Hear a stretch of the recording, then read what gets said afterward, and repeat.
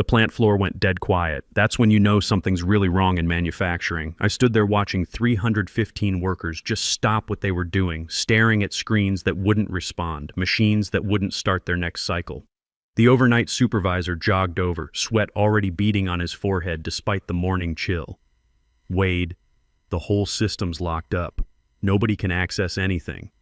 Production lines down, quality controls down, even basic inventory tracking.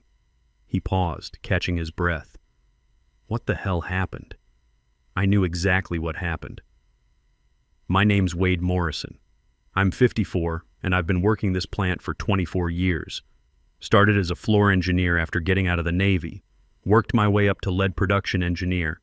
Yesterday morning, they locked me out of my own systems. Today, they're learning what that actually means. Let me back up. 18 months ago, our parent company dropped a $2.3 million efficiency overhaul project in my lap. Plant productivity was down 14%, waste was up 19%, and corporate was making noises about shutting us down if we couldn't turn it around. They gave me full authority to redesign everything. Workflow, equipment placement, quality protocols, the works. I didn't just reorganize the floor. I rebuilt it from the ground up. Studied every bottleneck, every wasted motion, every inefficient handoff.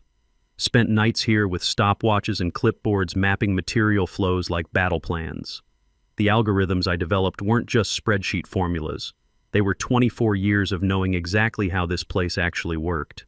You learn things in the Navy about systems and processes. Everything has to work together, or people die. That kind of discipline doesn't leave you when you hang up the uniform. When I looked at this plant, I saw the same thing. A complex system where one failure could cascade into disaster. The difference was, here the disaster meant 315 families losing their paychecks instead of sailors losing their lives. The first thing I did was walk every inch of this floor with the workers themselves. Not the supervisors, not the team leads, but the people who actually touch the product 8 hours a day. Scott Richardson from maintenance showed me how the conveyor system created a 52-second delay every cycle because parts came in at the wrong angle. Ashley Morgan from quality control explained why the inspection sequence was backwards, catching problems that should have been prevented 3 stations earlier. Nobody had ever asked them before. I spent 2 months just listening, learning that the official process documentation hadn't been updated in 7 years, discovering that half our efficiency problems came from workers creating workarounds to fix design flaws that management didn't know existed. These people weren't just following procedures, they were actively preventing disasters every single day and getting no credit for it. It reminded me of my time on the USS Indianapolis, not the famous one, but a supply ship where I learned that the best solutions come from the guys who actually do the work, not the officers who read about it in manuals. The chief petty officers always knew what was really happening below decks. Same principle applied here. The redesign took 9 months to implement. We didn't shut down production. Instead, I created a rolling upgrade system, optimizing one section at a time while the rest kept running. Every change got tested by the people who'd have to use it. Every improvement was explained to the workers before implementation, not after. I made sure everyone understood not just what we were changing, but why. That's another thing the Navy teaches you. People work better when they understand the mission. You don't just tell a sailor to turn a valve, you explain how that valve affects the whole ship. Same here. When Tommy Rodriguez understood how his station's timing affected the entire production line, he started suggesting improvements I never would have thought of. The resistance came from middle management, not the floor. Supervisors worried that empowering workers would make them irrelevant. Department heads complained that the new protocols required them to actually understand the processes they managed. The old system let them manage by metrics and reports. The new system required them to manage by walking around and talking to people. I'd seen this before in the military, officers who wanted to command from behind desks instead of leading from the front. They never lasted long in real operations. Problem was, this wasn't the military. I couldn't just transfer them to desk jobs on shore. I had to work around them. But the numbers don't lie. Within 8 months, productivity was up 22%. Waste was down 28%. Worker injuries dropped 35% because the new layouts made sense instead of just looking good on paper.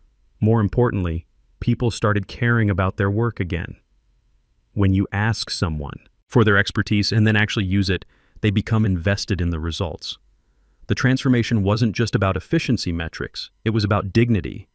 These workers had been treated like interchangeable parts for years, blamed for problems they didn't create, ignored when they offered solutions. My system changed that. Suddenly, Maria Santos wasn't just Quality Control Station 7. She was the person who caught a design flaw that would have cost us $200,000 in recalls. Corporate noticed. Other plants started asking for my protocols. I got invited to speak at manufacturing conferences. Industry publications wanted to feature our turnaround. For the first time in my career, I felt like I was building something that would last, something that mattered beyond this quarter's numbers. That's when Julian Foster showed up. Fresh MBA from MIT, 29 years old, hired as operations consultant to oversee the final implementation phase. Corporate's idea of adding strategic oversight to my project.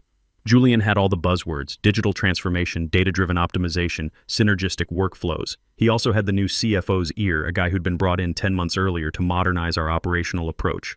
The CFO, Lance Carter, came from the tech sector. He believed that manufacturing was just another software problem waiting to be solved with the right algorithms and dashboards. He'd never worked a factory floor, never dealt with the reality of managing 315 people who show up at 6 a.m. regardless of whether the systems are working. To him, Julian represented the future. Young, educated, fluent in the language of modern business. I represented the past, old school experience in a world that supposedly didn't need that anymore. Julian started attending my meetings, asking to review my documentation, wanting copies of everything. Just getting up to speed, he'd say. Want to understand the full scope so I can support you better. He was polite, enthusiastic, full of praise for what I had accomplished. I figured having management backing couldn't hurt. The project was working. Numbers don't lie, and I had nothing to hide. That was my first mistake. Julian was smart. I'll give him that. He didn't attack my results directly. Instead, he started questioning my methods. In meetings, he'd mention industry best practices that supposedly showed better approaches.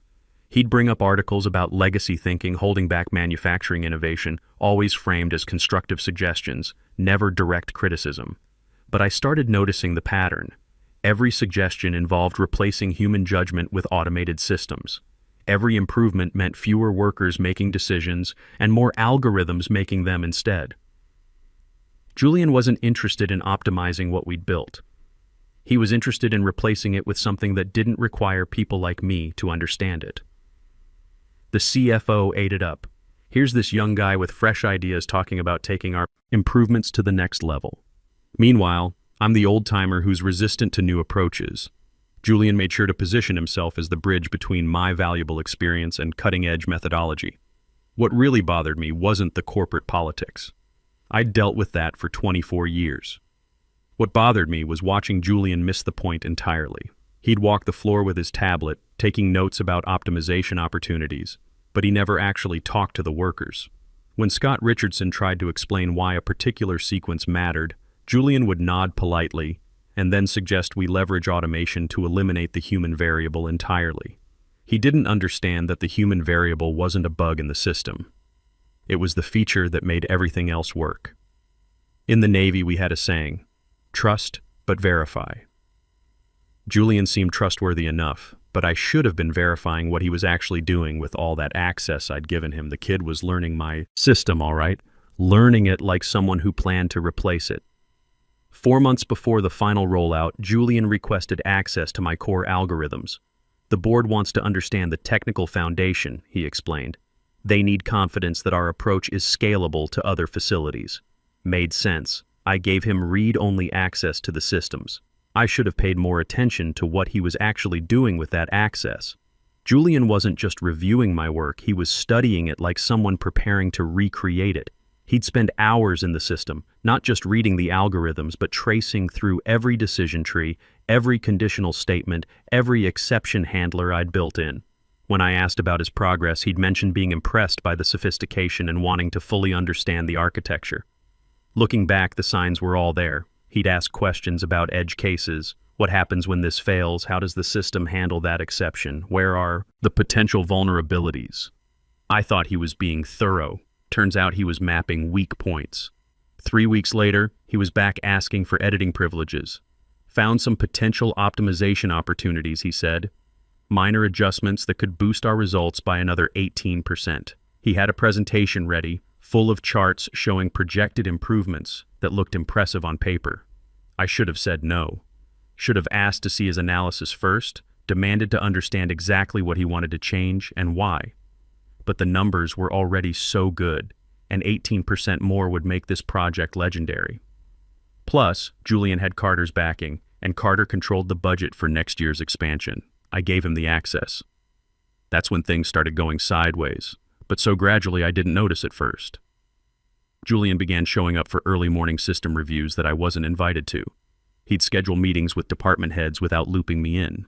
When I asked about it, he'd say he was gathering stakeholder input to ensure smooth change management. The language started changing too. In meetings, people stopped talking about Wade's system and started referring to the operational framework. My algorithms became the optimization protocols. The relationships I'd built with workers became stakeholder engagement initiatives. Everything was getting rebranded with corporate speak that made it sound like anyone could have done it. That's when I started getting that familiar feeling from the military, when you know someone's positioning to take your command but you can't quite prove it yet. Nicole Palmer, our plant supervisor, pulled me aside one Tuesday. Nicole's been here 18 years, worked her way up from the line to supervision through pure competence. She knows every worker by name, understands every process intimately, and doesn't waste time on politics. More importantly, she's got that same radar for trouble that good petty officers develop. Wade, something's off. Julian's been asking questions about your algorithms, but not normal questions. He wants to know what happens if certain protocols get modified, keeps pushing scenarios where the systems might fail. She lowered her voice. He's also been talking to people about sustainable leadership transition and knowledge transfer protocols. That phrase hit me wrong. Knowledge transfer usually means one thing in corporate America. They're getting ready to fire someone and want to make sure their work can continue without them. What kind of scenarios is he asking about? Peak production periods, system overloads. What happens if the worker feedback loops get disabled? What happens if the algorithms run without the human oversight components? Nicole paused. Wade, those aren't optimization questions. Those are sabotage questions. The pieces started clicking together. Julian wasn't trying to improve my system. He was studying how to break it in ways that would look like design flaws rather than sabotage. Create problems that would justify replacing the whole approach with his automated solution. That night, I stayed late to check the system logs. What I found made my stomach drop. Julian had been making changes, small ones buried deep in complex subroutines, but changes nonetheless. He'd modified error handling protocols, adjusted timing sequences, and altered the feedback mechanisms that allowed workers to signal problems before they became critical. When I ran projections on his modifications, they didn't improve anything. If anything, they introduced potential failure points. The changes were subtle, but systematic, designed to create exactly the kind of cascading failures that would make the whole system look unstable under stress. I confronted him the next morning. Julian, I noticed some alterations to the core protocols. Can you walk me through the reasoning? He didn't miss a beat. Just some minor calibrations based on the latest performance data, nothing that changes your fundamental approach, just optimizing the execution. He pulled up a presentation I'd never seen. I've been tracking some metrics that suggest we can push efficiency gains even higher. The presentation was impressive. Charts, graphs, projections showing 35% improvement over baseline. Problem was, the data didn't match what I was seeing on the floor. Some of the metrics he was citing didn't even exist in our tracking systems. Others were extrapolated from single data points, or based on theoretical maximums that ignored real-world constraints. Where did these numbers come from? Predictive modeling based on industry benchmarks and system capacity analysis. Julian clicked through slides with the confidence of someone who'd never had to explain a production line failure to 315 angry workers. The algorithms show significant headroom for improvement if we can eliminate some of the current bottlenecks.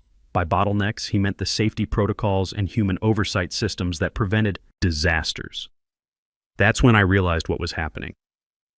Julian wasn't trying to improve my project. He was setting it up to fail in a way that would make his solution look necessary. His modifications would cause system conflicts during peak production periods, create bottlenecks that would look like design flaws, generate false error reports that would make the whole thing seem unstable.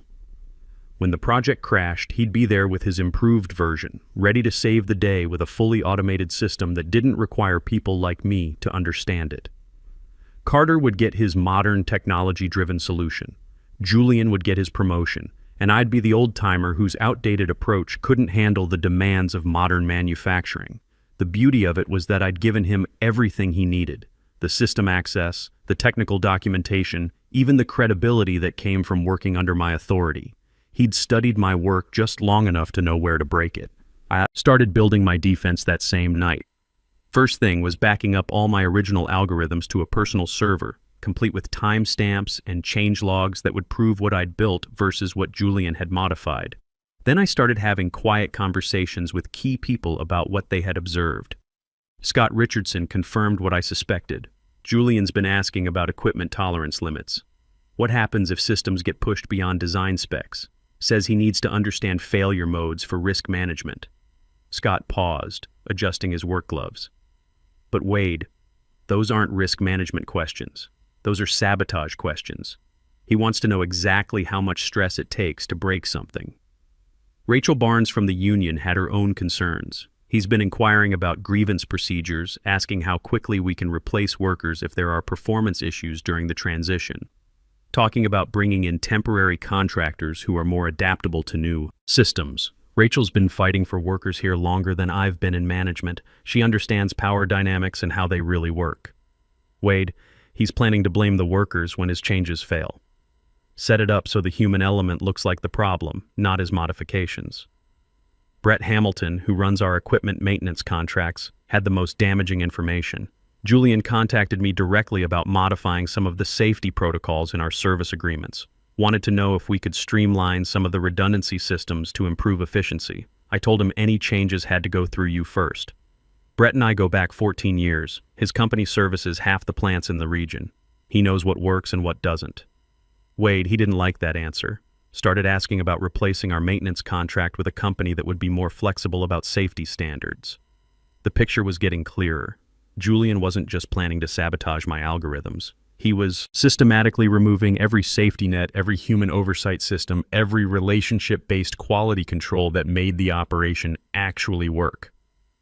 When the inevitable failures happened, he'd blame outdated systems, resistant workers, and unrealistic safety requirements. Then he'd implement his solution: a fully automated system with minimal human input, streamlined safety protocols, and maintenance contracts that prioritized cost over reliability. It would look great in quarterly reports right up until someone got seriously hurt or the plant had a catastrophic failure. 1 week before the final rollout, I got called into a board meeting. The CFO was there along with Julian and 2 executives I didn't recognize from corporate. They had charts and presentations ready, which told me this wasn't going to be a discussion. Wade, we appreciate everything you've built here, Carter started. The improvements have been significant. However, we've identified some concerns about the sustainability of your approach. Julian took over, clicking to his first slide. The systems Wade designed work, but they're essentially black boxes. If something goes wrong, only he can fix them. That creates unacceptable risk for a multi-million-dollar operation. We need more transparent, standardized protocols. He walked through his presentation methodically, charts showing my algorithms as overly complex, graphs demonstrating how my approach created dangerous single points of failure, risk assessments that painted my reliance on worker feedback as subjective decision-making that compromises consistency. Every concern they raised was manufactured. Every risk they identified was created by Julian's modifications, but they had corporate buzzwords, colorful charts, and the confidence that comes from never having to explain a production failure to real people. Furthermore, Julian continued, the current system requires extensive tribal knowledge that isn't properly documented. Wade's approach works when he's here to troubleshoot, but it's not scalable or transferable to other facilities. That stung because there was a grain of truth in it. My system did rely heavily on relationships and institutional knowledge, but that wasn't a bug. It was a feature. You can't automate 24 years of experience or replace the judgment that comes from actually understanding how things work. We think it's best if I take operational control for the final implementation phase, Julian concluded. Wade can stay involved in a consulting capacity, but we need someone with fresh eyes managing the day-to-day execution. I sat there watching my own project get stolen in real time. The two corporate executives nodded along like they understood what they were voting on.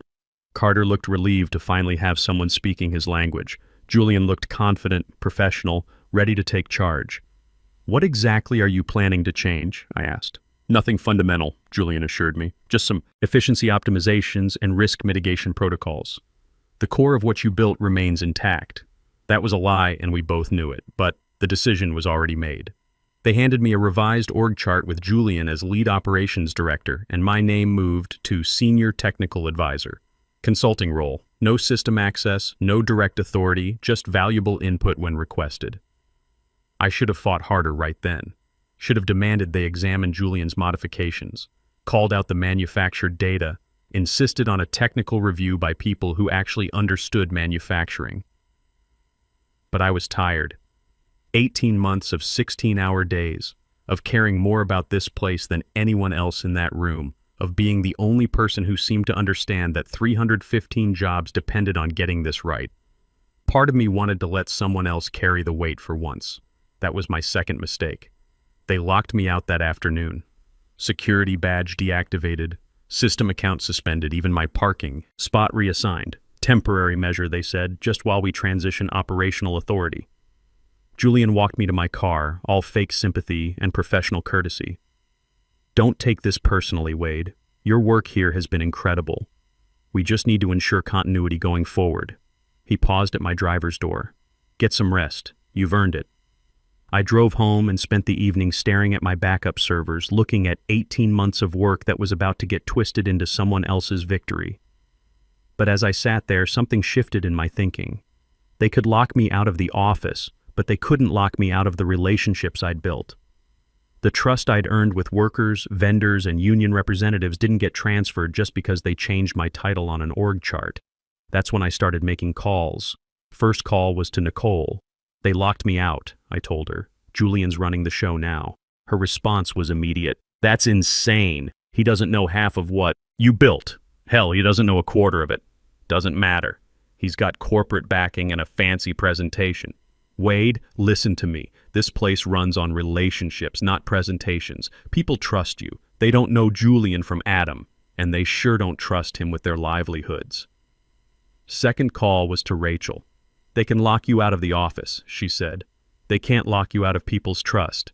You know what happens when Julian's modifications start causing problems? People are going to call you, not him. And when they do, we'll be ready." The third call was to Brett. "They've got a new guy running my project now, Julian Foster. He might be calling about equipment modifications. You recommending him?" "I'm not recommending anything. Just letting you know there's been a change in management." Brett understood immediately.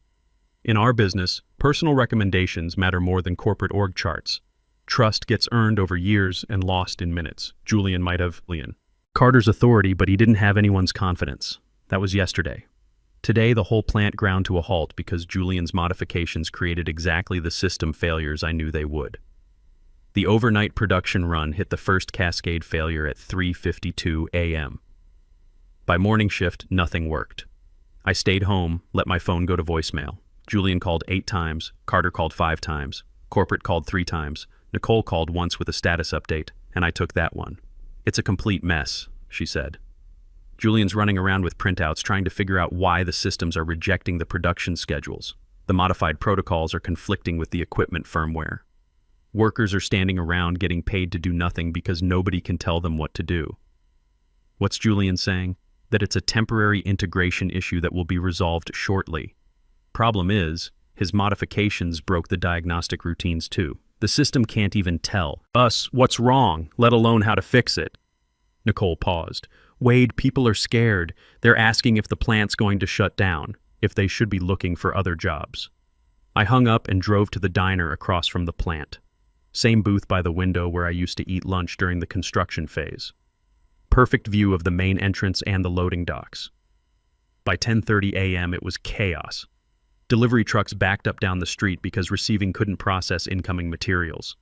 Finished goods sitting on the loading dock because shipping couldn't access the inventory database. The overnight supervisor was out in the parking lot chain-smoking and talking on his phone, probably explaining to his wife why he might be late getting home. Workers were gathering in small groups near the employee entrance. Some were checking their phones, others were just talking quietly. I recognized most of them. Scott Richardson from maintenance looking worried. Ashley Morgan from quality control, shaking her head at whatever someone was telling her. These weren't just employees to me. They were people I'd worked with for years, people whose expertise had made my project possible. Watching them stand there helpless while some kid with an MBA destroyed everything we'd built together made my blood boil. My phone buzzed. Text from Nicole. Julian's asking if you left any hidden documentation that might explain the system failures. I told him I'd pass along the message. Another text from Rachel. Workers are asking if you're coming back. They want to know if they should be worried about their jobs. And then the call I was waiting for. Carter, sounding nothing like the confident executive from yesterday's meeting. Wade, we need to talk. There are some technical issues with the rollout that require your input. I'm not involved in operations anymore, remember? This is temporary, just until we stabilize the systems. What systems? I don't have access to any systems. A pause. In the background, I could hear alarms, shouting, the sound of expensive machinery sitting idle. We can restore your access temporarily. Emergency authorization. I let that sit for a moment. What kind of emergency? Production's been down for 8 hours. We're losing $65,000 per hour in missed deliveries. Julian says the issues are related to some legacy protocols that weren't properly documented. Legacy protocols. That's what they were calling my work now. Julian made modifications to the core algorithms without understanding the interdependencies. The failures aren't bugs, they're features of his changes. Another pause. Can you fix it? That was the question I'd been waiting for. Not, will you help us? Not what would you recommend? But can you fix it? Because they already knew that I was the only one who could. Maybe. I'd need full system access, operational authority, and a written guarantee that no one makes changes without my approval. Done. How quickly can you be here? I'm not sure I want to be there. Julian's got this handled, right? Fresh eyes, modern approach, all those industry best practices. The silence stretched long enough that I could hear background noise from the plant floor. More alarms, someone shouting instructions that nobody was following. Wade, please, just get here. I finished my coffee and drove across the street. The security guard who'd been instructed to keep me out yesterday waved me through without checking my badge. Funny how emergencies clarify priorities. Julian was waiting in the lobby, looking like he'd aged 5 years overnight. His presentation folder was tucked under his arm, but nobody was asking for charts and graphs anymore. Thank God you're here. I think there might be some compatibility issues between your original design and some minor optimizations we implemented. Minor optimizations. I almost smiled.